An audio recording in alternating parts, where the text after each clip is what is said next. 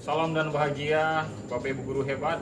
Perkenalkan, saya John Elton Ngarbingan, guru biologi dari SMA Negeri 5 Kota Tua, Provinsi Maluku. Pembelajaran yang dilaksanakan selama ini belum banyak menjawab kebutuhan belajar murid yang beragam. Hal ini terlihat pada proses pembelajaran yang hanya berfokus pada satu gaya belajar murid, sehingga muncul berbagai persoalan yang dialami murid. Persoalan yang ditemukan antara lain, murid kesulitan mengikuti proses pembelajaran di kelas, murid tidak menyelesaikan tugas yang diberikan oleh guru, rendahnya motivasi untuk mengikuti proses pembelajaran sehingga terkadang murid tidur di kelas. Semua ini berdampak terhadap rendahnya hasil belajar murid.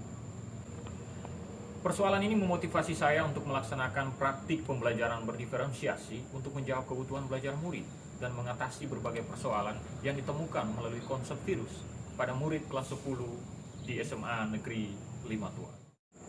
Tujuan pemilihan konsep virus ini untuk menanamkan pengetahuan dan keterampilan murid tentang virus dan tindakan pencegahannya sejak dini. Ya, untuk memberikan sebuah pengalaman belajar yang akan diterapkan dalam kehidupan murid di masa depan nanti.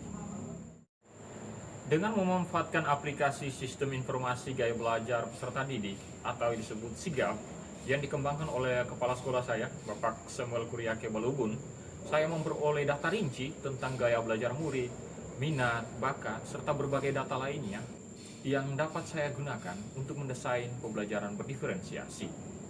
Karena dalam SIGAP ini, dia berisi informasi tentang gaya belajar peserta didik kita. Berdasarkan hasil asesmen, saya memperoleh data dari 30 murid di kelas 10-2 bahwa kompetensi awal mereka di atas rata-rata kelas. Untuk profil belajar murid, terdapat 6 murid dengan gaya belajar visual, kemudian 9 murid dengan gaya belajar auditori, dan ada 14 murid dengan gaya belajar kinestetik, dan 1 murid dengan kombinasi antara visual dan auditori. Selain itu, untuk minat murid, ada berbagai macam minat murid yang saya temukan, mulai dari membaca, menulis, olahraga, menyanyi, menari, melukis, dan lainnya. Selamat pagi semuanya. Kita semua pasti studi COVID berbahaya ya? Sejak 2019 ya? Mulai menyebar dari mana itu?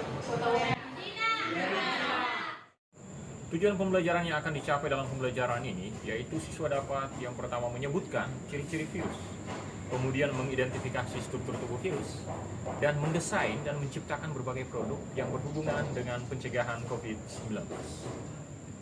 Untuk menjawab tujuan pembelajaran yang akan dicapai itu, maka saya mendesain pembelajaran diferensiasi dengan menerapkan 3 strategi diferensiasi, yaitu diferensiasi konten, diferensiasi proses, dan diferensiasi produk.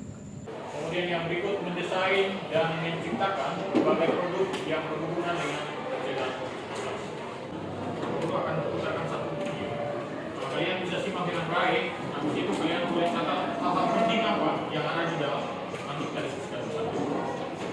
Diferensiasi konten yang saya terapkan yaitu dengan menampilkan tayangan video pandemi COVID-19 dan murid memberikan pendapat tentang tayangan dimaksud. Selain itu, murid mencari berbagai informasi tentang ciri-ciri virus, struktur tubuh virus, reproduksi, dan peranan virus dalam kehidupan melalui berbagai sumber, baik itu buku teks, kemudian melalui aplikasi yang ada di HP mereka, yaitu aplikasi biologi SMA, maupun diakses melalui internet. Adalah menciptakannya secara praktis. Seberapa bahayanya?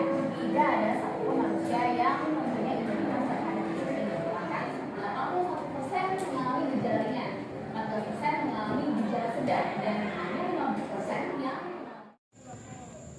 Untuk diferensiasi proses yang saya terapkan adalah pembelajaran dilaksanakan melalui tanya jawab tentang virus, diskusi, dan pelaksanaan praktikum, mendesain struktur tubuh virus secara berkelompok, dan membuat struktur tubuh virus dalam bentuk 3 dimensi.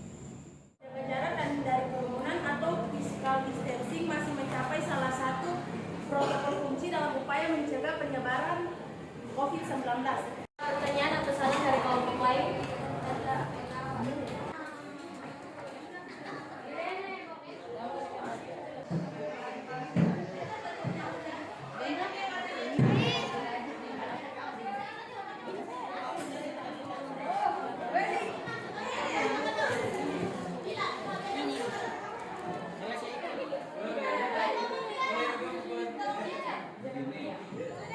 Diferensiasi produk yang saya terapkan dengan membuat berbagai produk yang berhubungan dengan pencegahan COVID-19 sesuai dengan minat dan bakat murid. Melalui tugas mandiri, produk yang dihasilkan murid berupa video, poster, puisi, lagu, lukisan, maupun tugas-tugas lainnya sesuai dengan minat dan bakat murid. Yang nanti kalian buat adalah kalian mendesain lalu menciptakan sesuatu yang berhubungan dengan pencegahan COVID-19. Jadi menurut kerja sama kalian bikin yang terbaik menurut kalian sesuai dengan minat dan bakat yang ada pada diri kalian. Lewat kegiatan itu kamu dilatih untuk disiplin, untuk tanggung jawab. Banyak dari mereka yang berjuang di sana berbekal kepedulian terhadap sesama.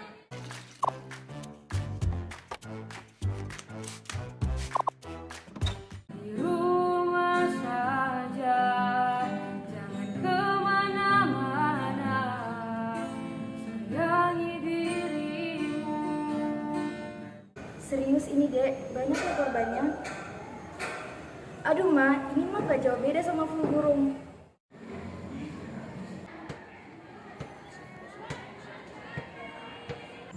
Untuk pelaksanaan asesmen yang saya gunakan adalah asesmen diagnostik dan asesmen kognitif.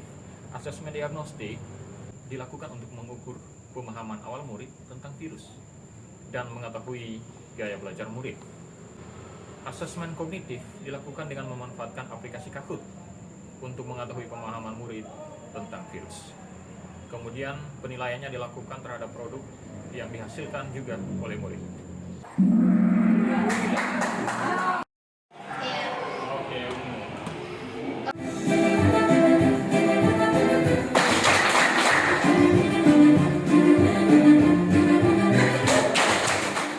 Setelah melakukan pembelajaran, mulai dari awal pengenalan virus, hingga grafis, dan membuat replika virus, saya merasa bahwa guru mengikut sertakan murid untuk berkreativitas sesuai dengan minat dan bakat mereka.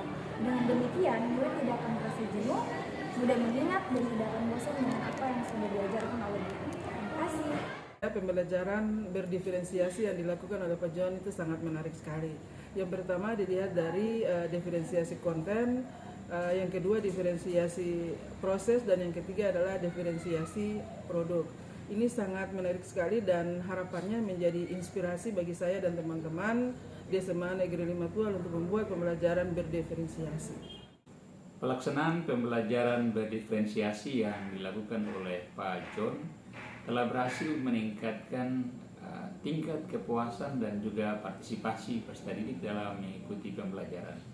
Karena Pak John sudah berhasil memanfaatkan sistem informasi gaya belajar yang dikembangkan di sekolah kami untuk memetakan kebutuhan peserta didik di kelasnya dan juga mengembangkan model-model pembelajaran baik dalam bentuk diferensiasi konten sesuai dengan fase perkembangan belajar anak-anak didik di mata pelajaran yang diasuhnya, juga untuk proses serta produk yang dihasilkan dari pembelajaran yang dilakukan bersama-sama dengan peserta didik. Ini bisa menjadi inspirasi bagi teman-teman guru lainnya di SMA Negeri 5 Tual untuk terus berkolaborasi bersama-sama menyukseskan implementasi kurikulum merdeka di sekolah kami. Demikian praktik baik pembelajaran berdiferensiasi yang telah saya terapkan. Semoga dapat menginspirasi Bapak Ibu guru hebat di Indonesia. Assalamualaikum warahmatullahi wabarakatuh. Salam sejahtera untuk kita sekalian. Ayo wujudkan Merdeka Belajar.